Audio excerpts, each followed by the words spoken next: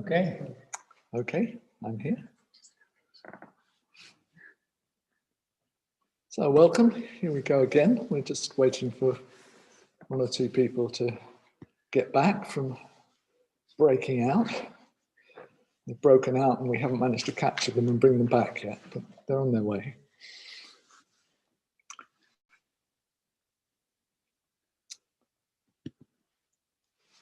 So we have Ben again on tech this afternoon, and Sadaloka, the ever-present bedrock of the retreat here, and Arya Jaya, who's joining us in the afternoons, and it's fantastic that you manage it, given all that you have to do as overall order convener. And Arya Jaya's trying to clear the decks so that she can go away for what we call a well-earned retreat for a week on Saturday. Okay, I think we start, ready or not, and let's start by saluting the three jewels.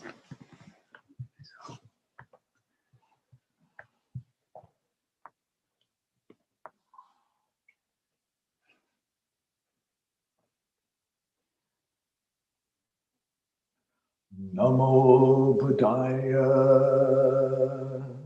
Namo Buddhaya. Namo Dharmaya.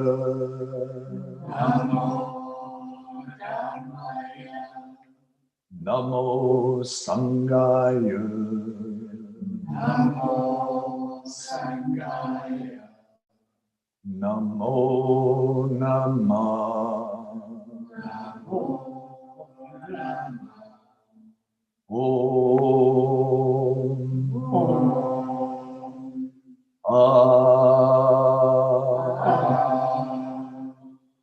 Om.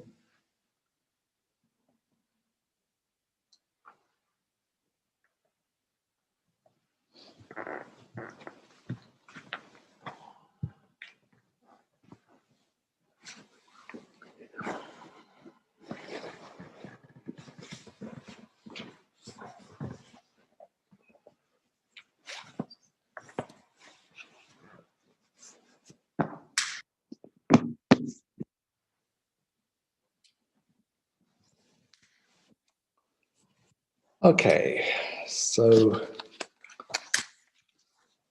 this morning, or in the last session, session 2, we were starting to look at Tonglen. Couple of things before we carry on though. So there was a question about the program for tomorrow, day 6, the last day. So there'll be the first 3 sessions as usual, but there won't be a session 4. So for those of you in the UK, there won't be the evening session. We'll finish in the afternoon. So there'll be another 2 teaching sessions tomorrow. Yeah, sessions 2 and 3. Hopefully that's clear.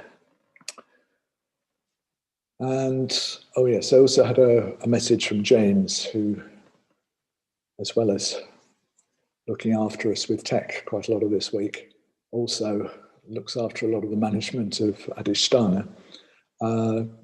He just said it's hard to tell exactly, but so far, something like 67 people have given dana, and we've raised about £7,500 for Adhisthana. So he wants to thank all of us for that, and yeah, that will make a difference to things. Hopefully we can, it would be really great if we could get to 5 figures, if we could get to 10,000, that would be fantastic.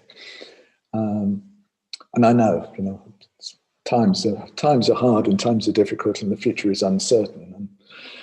And if you aren't able to help out, then it's just great that you can come and connect with us and practice the Dharma. And yeah, And I'm also aware that quite a number of us are doing the rounds at quite a lot of retreats online. And so, yes, that if you give dana for each one, that can mount up too. But if there is any way that you can help support Adhisthana more, I mean, if we could get to 10,000, it wouldn't solve all their problems, but it would certainly make a really good contribution to things. And yeah. Okay, so I'll leave that, and we'll probably get another update tomorrow at the end of the retreat of how we're doing with all that. But yeah, thank you to everyone who's been able to give and support this fantastic resource that we have here. So this morning we were looking at Tonglen, and we looked at section 5. So so far actually we've been breathing out, but we haven't been breathing in, or if we have, we don't know what to do with it because we haven't been told yet. So this afternoon we're going to look at section 6, and I'll also see if I can cover one or two questions that we've had about the practice. Still getting lots of really interesting questions coming in, and yeah, you're very welcome. Just keep them coming. Do my best to incorporate them into the teaching, and yeah, it's very nice hearing from people too. So let's look at section 6 next, shall we? So there we are, breathing out, and as we're breathing out the qualities of awakening. We're breathing out love, compassion, we're breathing out support, encouragement, whatever resources are needed. And as we saw this morning, we can be addressing different levels of suffering. We can be addressing everyday suffering, poverty, illness, all the interpersonal difficulties, whatever it is.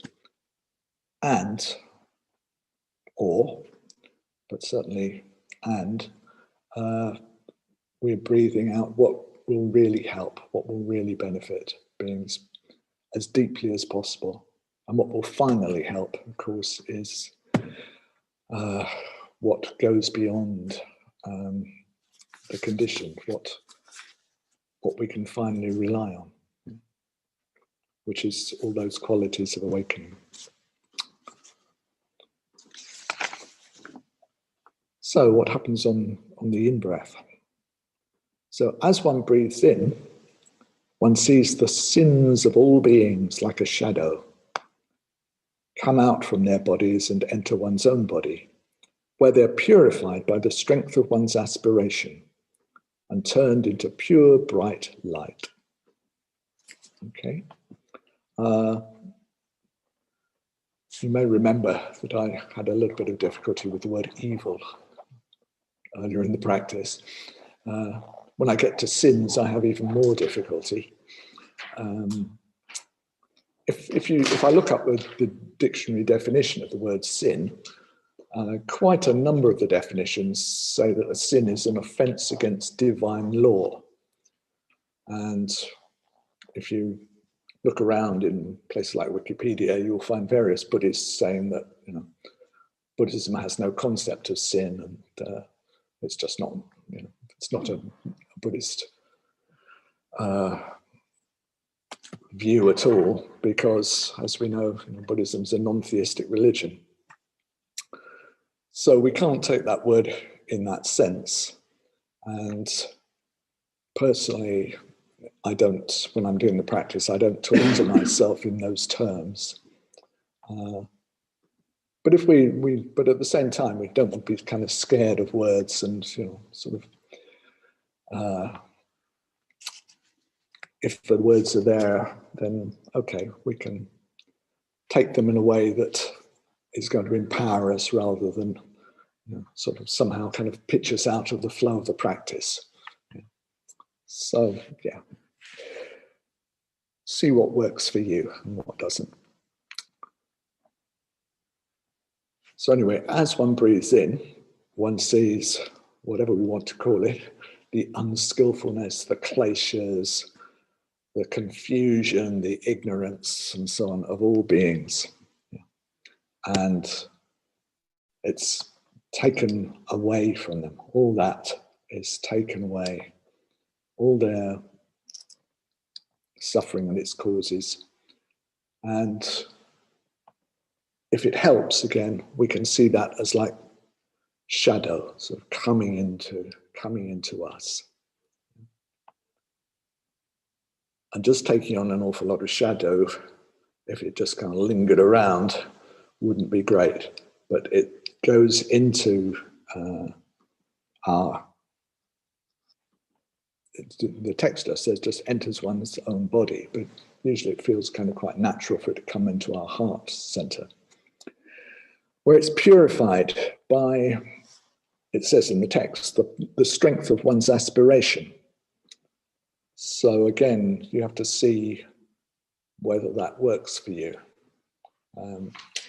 It's kind of more of a sort of self-development approach. You know, here am I doing the practice, and yeah, I'm in touch with the aspiration, the bodhicitta aspiration.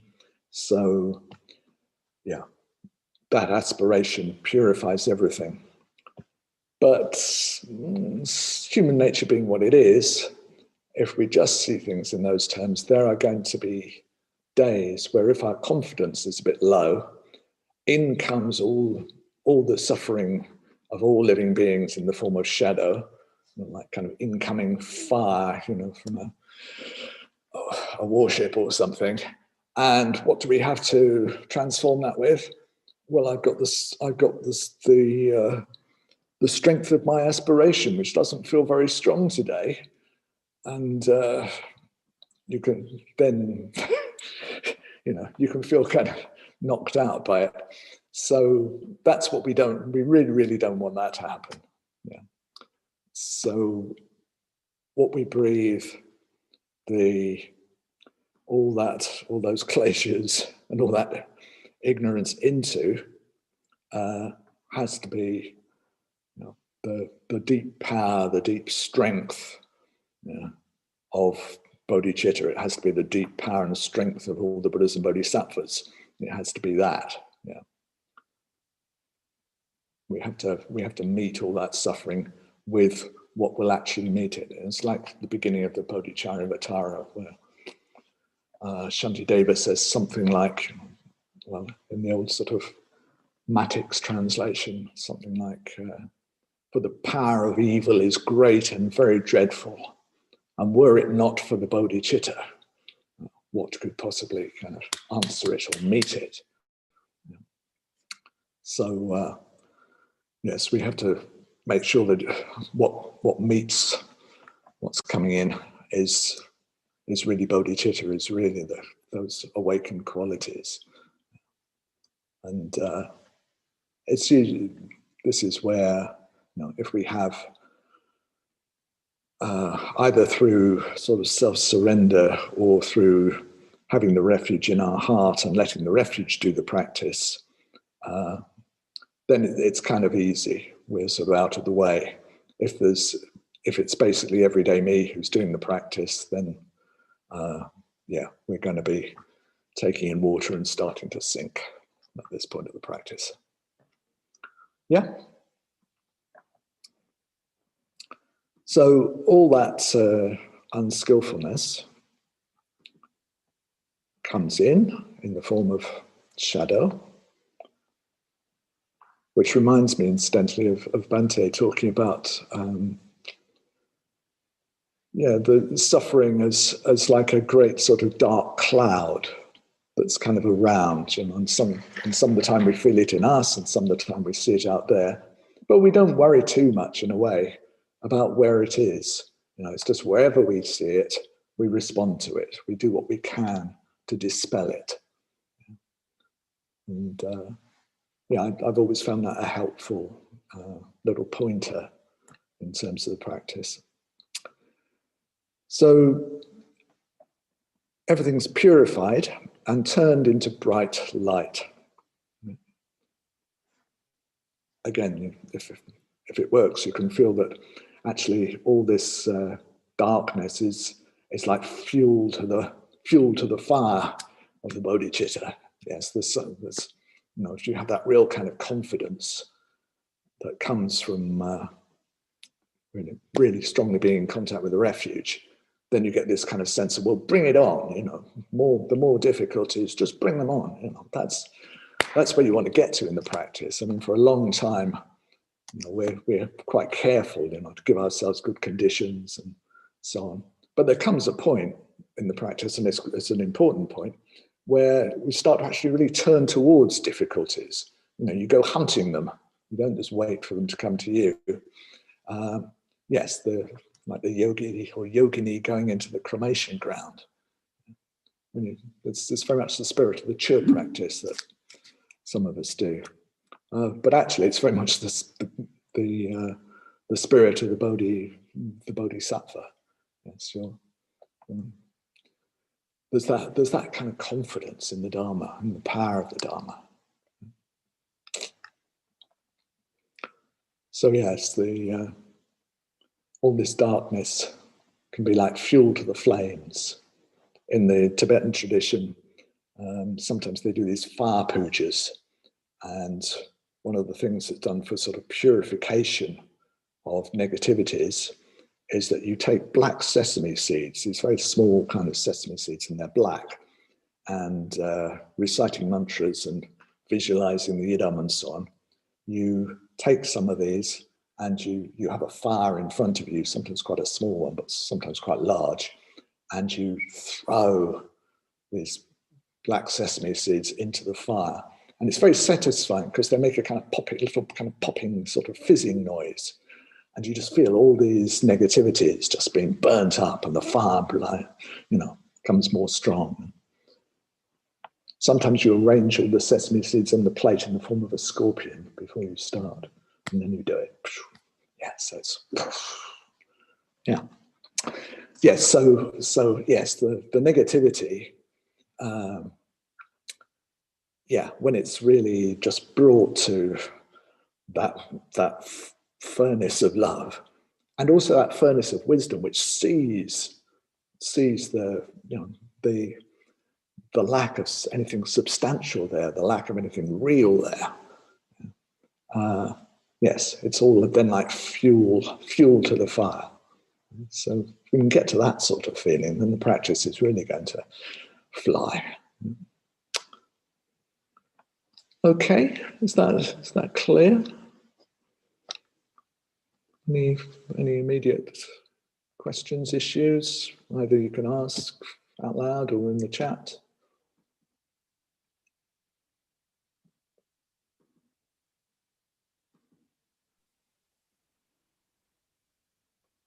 All quiet on the chat front so far.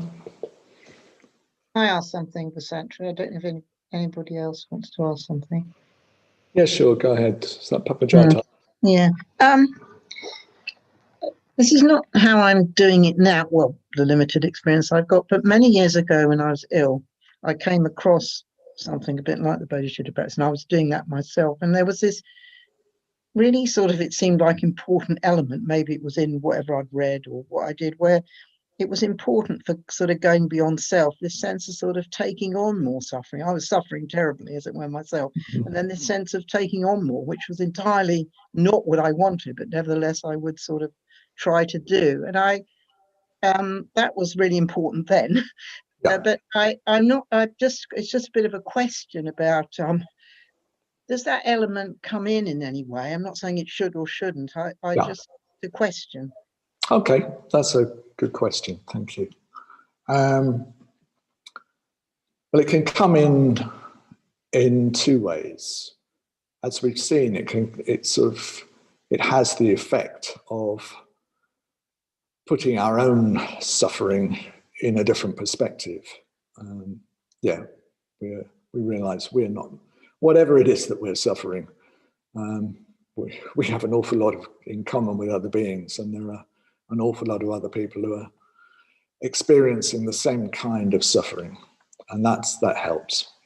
But there are different ways, as we've seen, of doing the bodhicitta practice. So the self-development way, the way that I was kind of shown doing the Tarpi Delam practice, way back when, I was very much doing it from my own resources. Yeah, so I was cultivating whatever aspiration I could find, and then I was taking in suffering, and that is a traditional way of doing, one traditional way of doing the practice. And I think from what I can see, the rationale, the thinking behind it is that partly, as you sort of suggest, Padmajata, you experience even more of this, of what feels like something that's really bad. And that, funnily enough, has a sort of strengthening effect. It's like very often we're on the run from suffering and suddenly we get a lot of it. But there's I think in the tradition, there's almost a sense of, okay, here I am, I think I'm a separate ego identity. And one way of kind of pulling the carpet, the rug from under that, is to give it a task that's just too big for it. So I feel like, oh, here am I, I'm going to do my best to save all beings. But then the suffering kind of comes in more and more and more, to a point where it's almost like that ego identity sort of collapses under the weight of its own contradictions. Yeah. So it's almost like you overload, you overwhelm the that way of mind functioning in terms of separate self.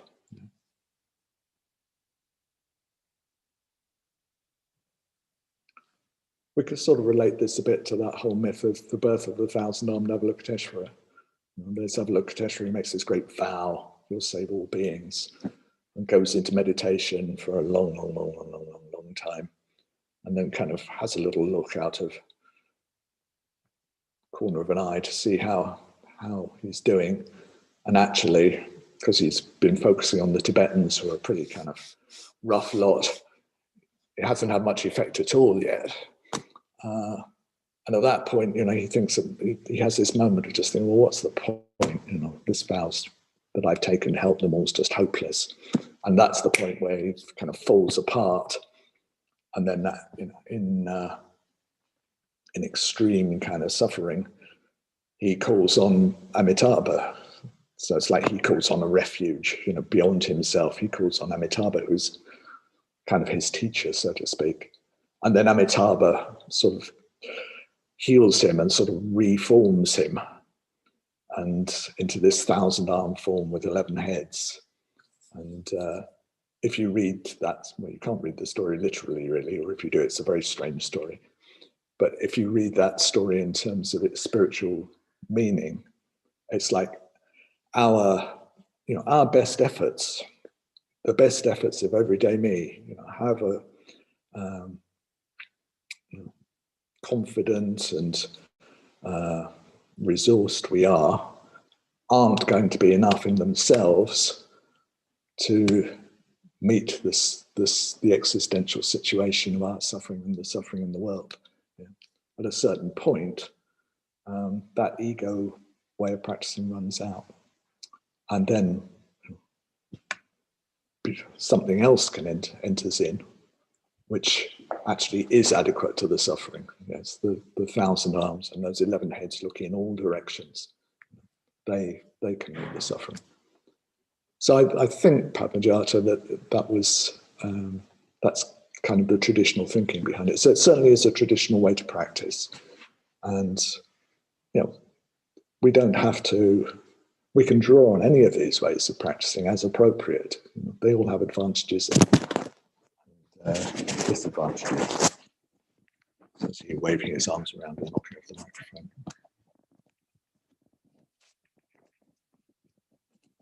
Okay, is there anything in the chat, Ben? Yeah, there's one from the chat. Is there a difference between the Bodhicitta practice and Tonglen? We often use them interchangeably, those two terms. Yeah, I kind of mentioned a little bit this morning that Tonglen is one of the main principal methods that is used either within a formal practice like this or outside to develop the bodhicitta. So it's like the Tonglen practice is a sort of subset, it's a sort of aspect of bodhicitta practice as a whole. Yeah, it's a practical expression of bodhicitta. Yeah.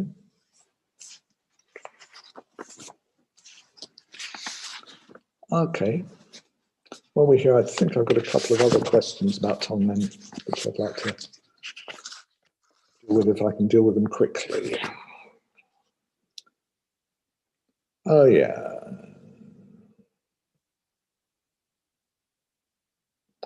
Yeah, so the one questioner wants to know, why is it that we breathe in the sins, the unskillfulness, the kleshas, the ignorance of living beings, rather than the text talking about it we just breathe in their various experiences of dukkha. So the text doesn't say, oh, we breathe in all the illness, all the poverty, all the hunger, all the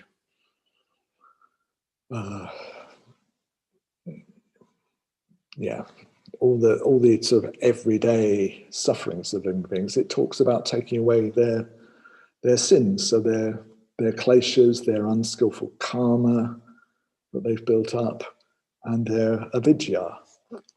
And I think the reason for that is that in a way that goes deeper. It requires a deeper understanding, and from a Dharma point of view, it will have a deeper effect. It's a bit like there is sometimes said to be 3 levels of metta practice. So in the first one, yes, there are beings, and so you direct your metta to them, just wishing, really wishing them well, wishing them free of suffering, wishing them happy, and so on.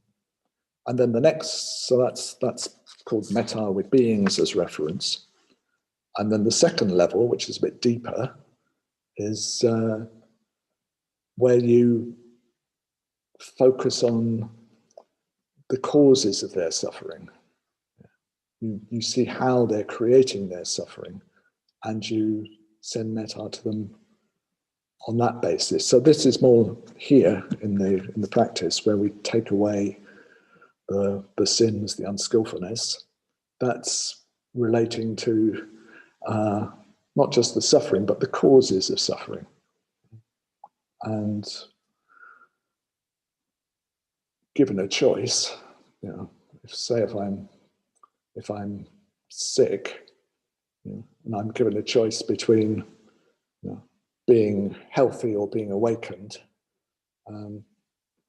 actually I'm not very keen on being sick, but I would rather be sick and awakened than healthy and still not understanding the nature of things and sort of struggling with my mental states and so on. Yeah, so you get the idea. I think that's what's going on. I think it's aiming at that deeper level. It's that, of the causes of suffering, taking those away. Somebody's bound to ask what's the third kind of metta, and it's called objectless metta.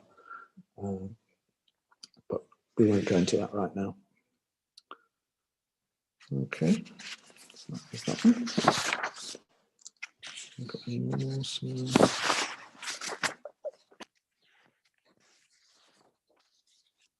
One downside of having lots of questions is it makes it hard to organise.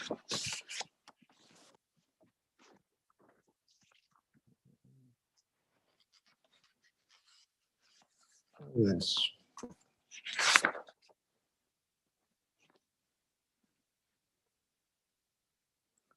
This one's about, for a long time, when I see suffering that I have trouble coping with, which moves me, I do a very, very simple Tonglen, which comes naturally, just breathing in the suffering and breathing out love. Nothing more than that feels needed, as long as I let the suffering pass cleanly through me. It makes me feel better and able to cope, and I feel I've done something which has helped in some way. Do you think I'm limiting myself in the practice, which I know can be much more elaborate by doing it in this stripped down way? Maybe the retreat will help me to go further in the practice. Maybe so.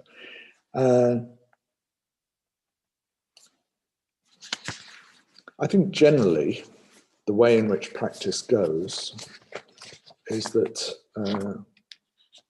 well, we start off with quite simple Dharma practices because we're learning.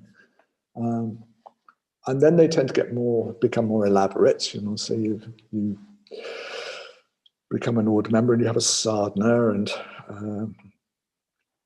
some of the sadhanas are relatively complex. And so you do these practices, and the more complex practices, they have all kinds of pointers, and they're kind of leaving a trail of Dharma, sort of, that you can sort of pick up bits of and follow. So it's good to have something that does bring out different aspects. But then as time goes on from that, you also, particularly for everyday practice and everyday life, it very often does sort of boil down to something quite essential and quite simple. And I think that's a good thing. So I'd need to talk to the questioner to find out exactly where they are in their practice and, you know, to give a personal answer. But as a general sort of sense, yes, you know, we can, in meditation, when we have time, we can practice in quite an elaborate way, which is quite full and which does have a lot of different understandings and brings different qualities into play. But then a lot of the time in everyday life, we just want something which is really comes immediately. You know, we don't want to have to think, oh, and then what, I'm supposed to visualize that now. No. And I've been talking a lot the last few years about having a death dharma, you know, something that you've got really practiced in. And it may not be the absolute, you know, most wonderful, elaborate thing, but just something that even when you're really not, you know, if you're on your deathbed, you usually are not feeling on top of your game. You know, you're not feeling very good. You have very limited resources. You want something really simple that you've just done so much that it naturally comes. You know, and the mantra, you can just still do the mantra, or you can still do Tonglen. Yeah, you can just find the breath and take away suffering, send out love. Take away suffering, send out love. So, yeah, I don't think you're necessarily missing anything if it's all quite simple. But as I said this morning, you can come back to the full practice from time to time and just feel into whether there are any elements missing. But particularly for everyday practice, simple and deep is what we want. Okay, I think that's as much as we have time for in terms of questions. So let's finish this session with some practice.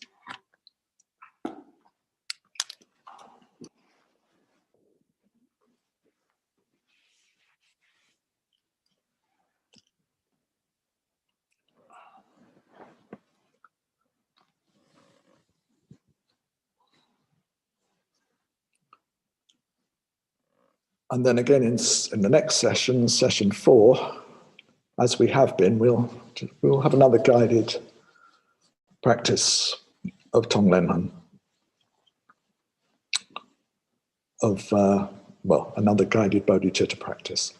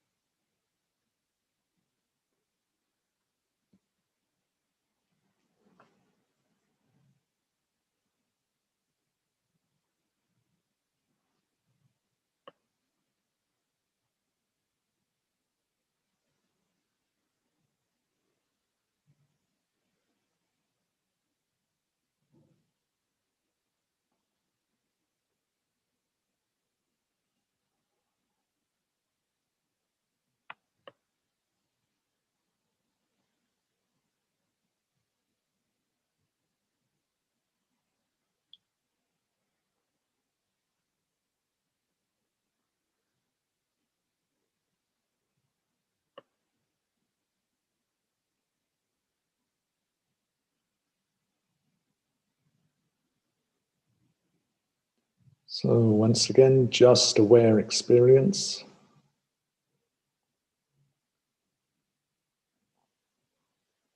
Said that quite a lot on this retreat already.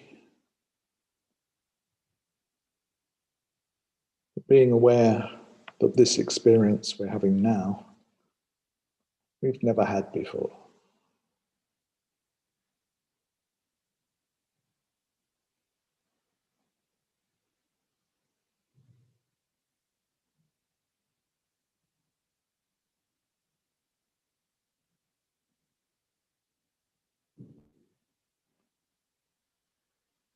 So how is it?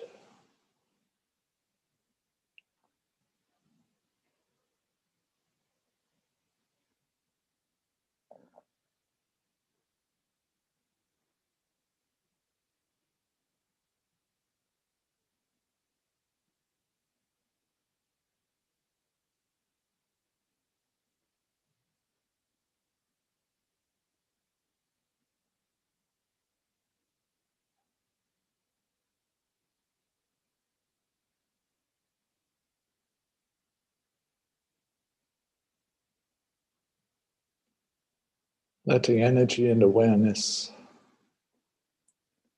flow down through the body.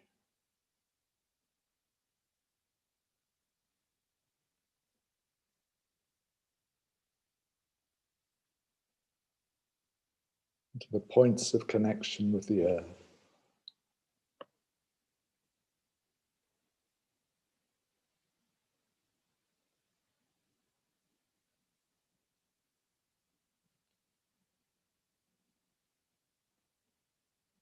And then gather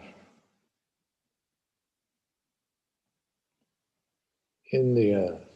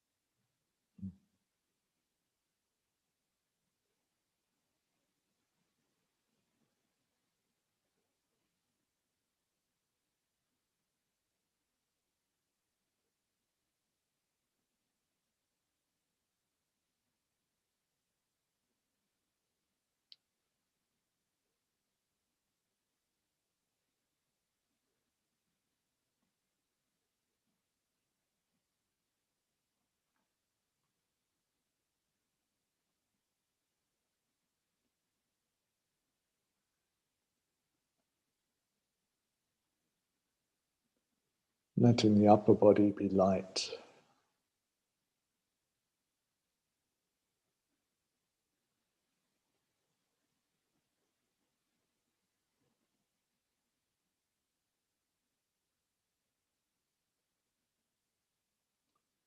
Coming into the body.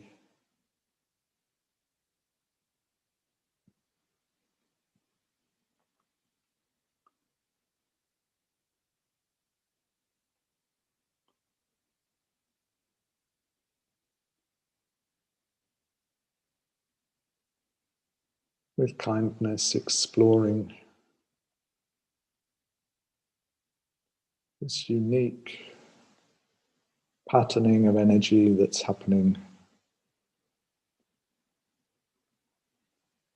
Never been quite like this before. Never will be again.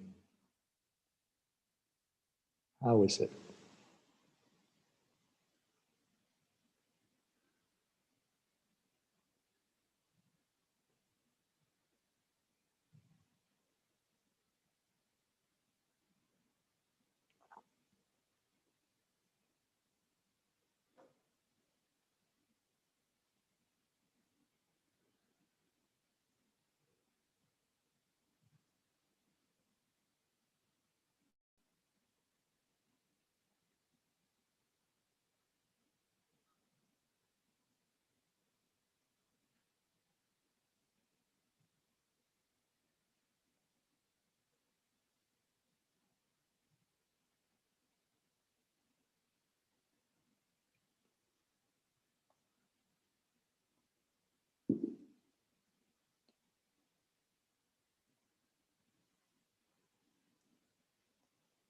Now gathering awareness and energy in our heart center.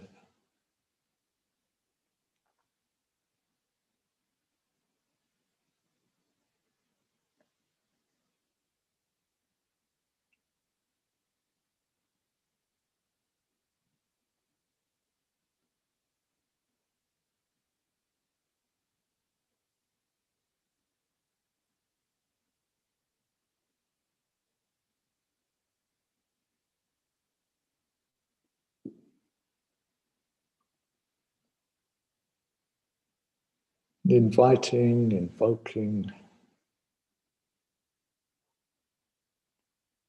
the Buddha, the refuge, in whatever form wants to appear.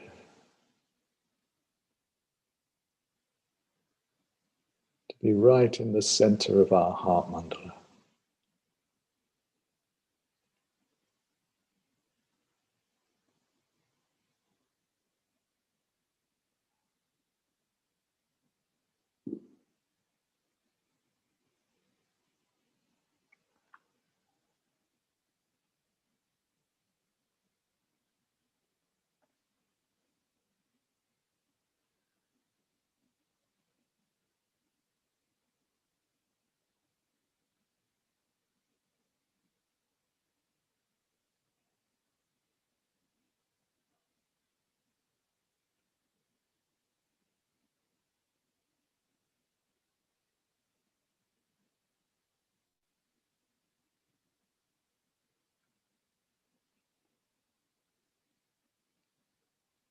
Now we're going to let the refuge meditate, let the Buddha meditate.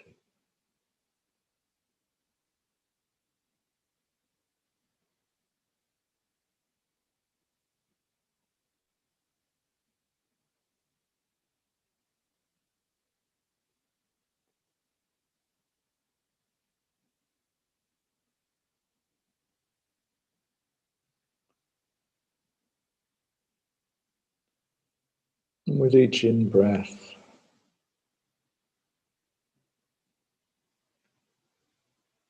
whatever everyday aches and pains, difficulties, worries and concerns we have, dissolve into the refuge in our heart.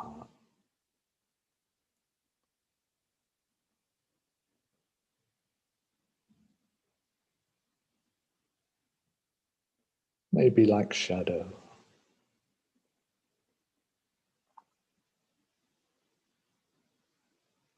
And with the out-breath, we're filled with light, filled with love, filled with whatever we need, healing, relaxing,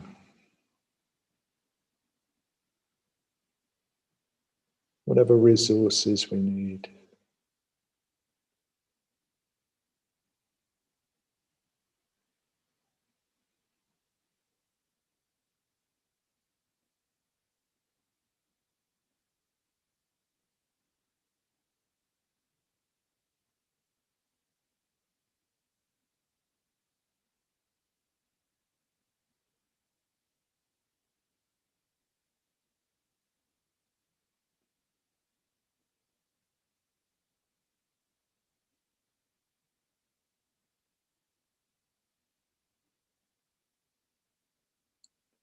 Till we're filled with light.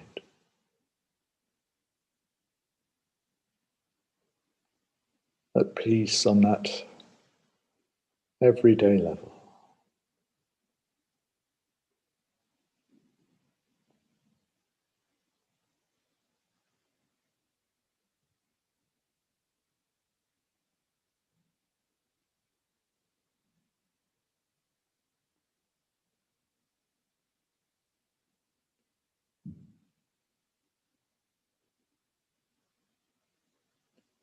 Well, that was too easy for the refuge. So now with the in-breath,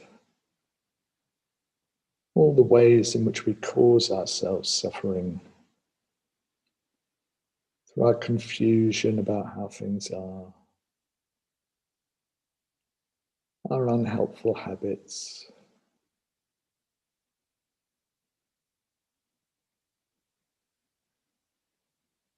and even the shadow of our deep kleshas, our deep fear,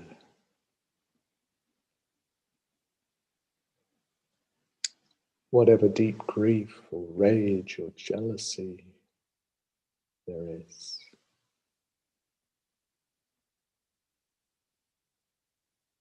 Whatever pride or lack of self-worth there is. It's all taken into the refuge in our heart, all transformed,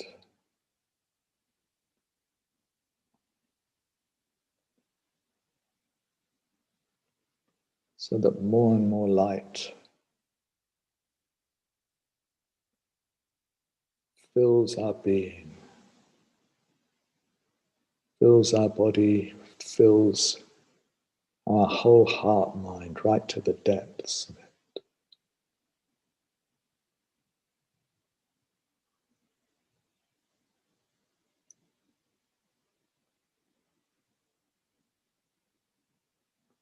With wisdom, with clarity about how things are.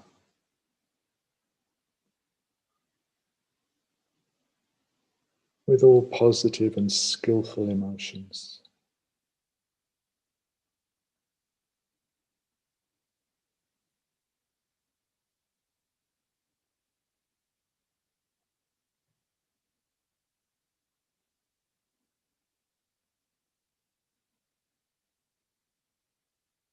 Fills us with love, generosity, ethics, patience, energy.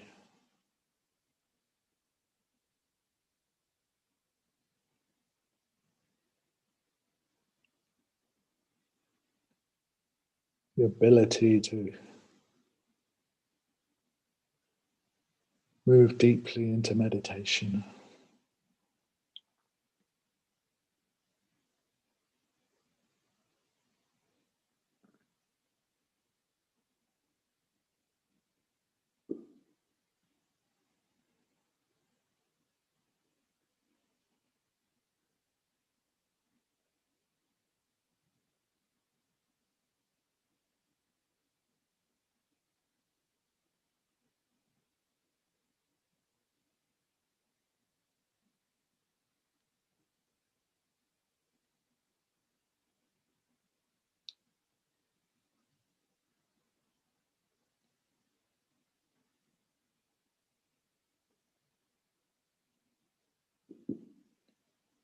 Now the light from the refuge goes out further and further.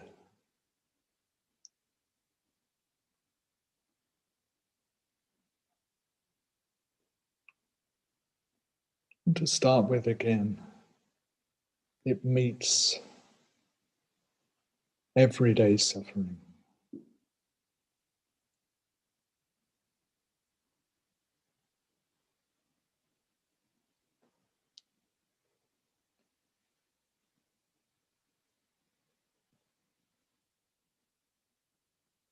Everyday concerns.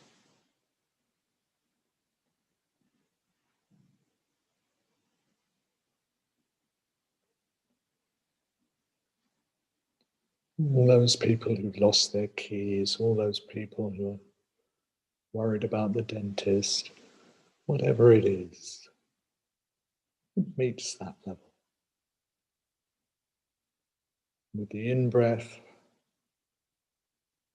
all those everyday sufferings are taken away and dissolved. With the out-breath, there's whatever's needed, including keys.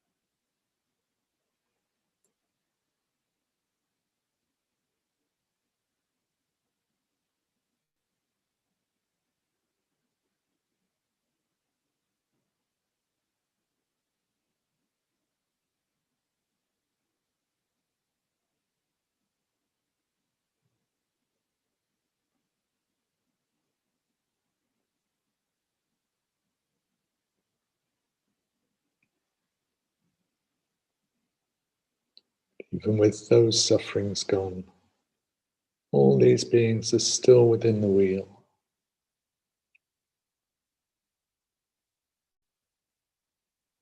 So now, with each in-breath, all the causes of suffering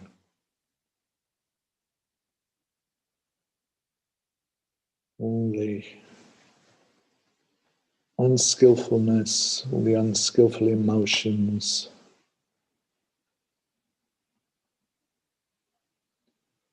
all the illusions and delusions are taken in. And the more there are, the more the light of bodhicitta flares up, flames up in our heart.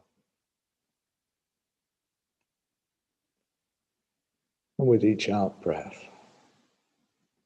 it's whatever's needed, whatever will free beings, whatever will put paid, end the causes of suffering.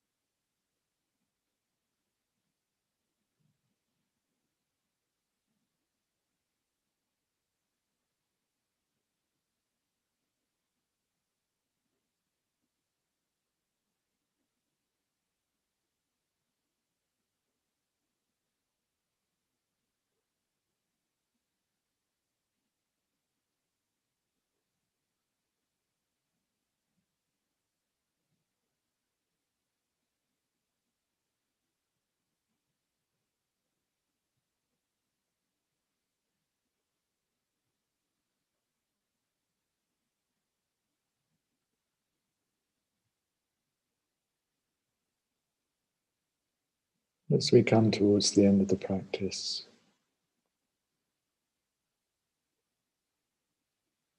feeling the joy, the relief of those living beings, like those people who met the Buddha and were taught and saw and felt the impact of the Dharma, who felt like they'd been let out of prison, freed from their debts.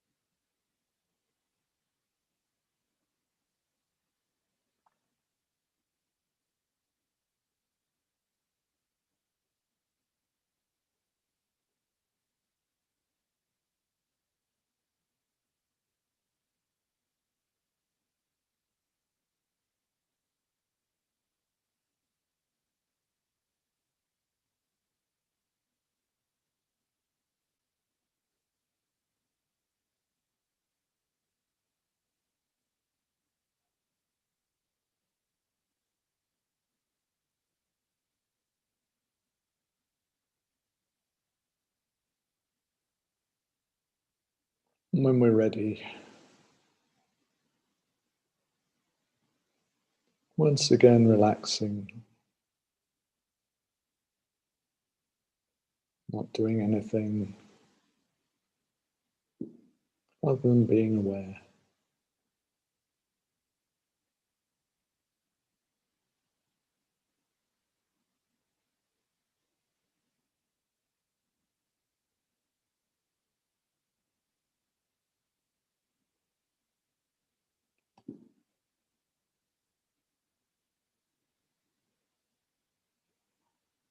Don't have to be visualizing anything,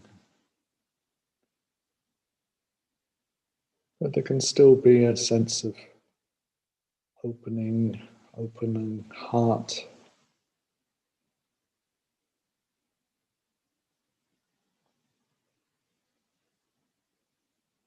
and a sense of refuge in our heart center.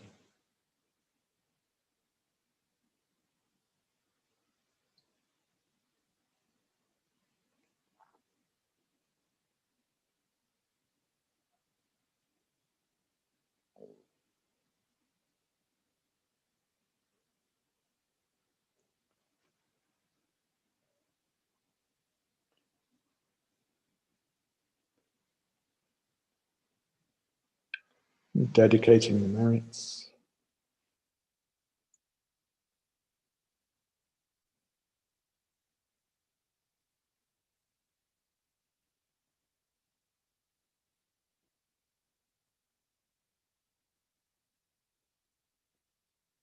And dedicating ourselves.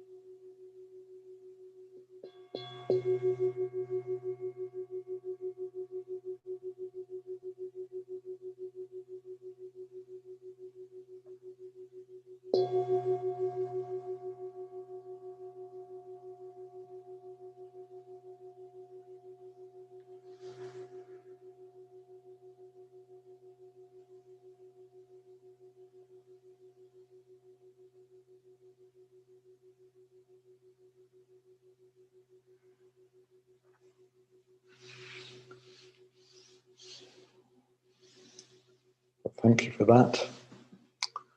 And see some of you for session 4, for the Bodhicitta practice. And otherwise, see some of you for the sessions tomorrow. And if you can, please remember the Dharma bowl. See you soon.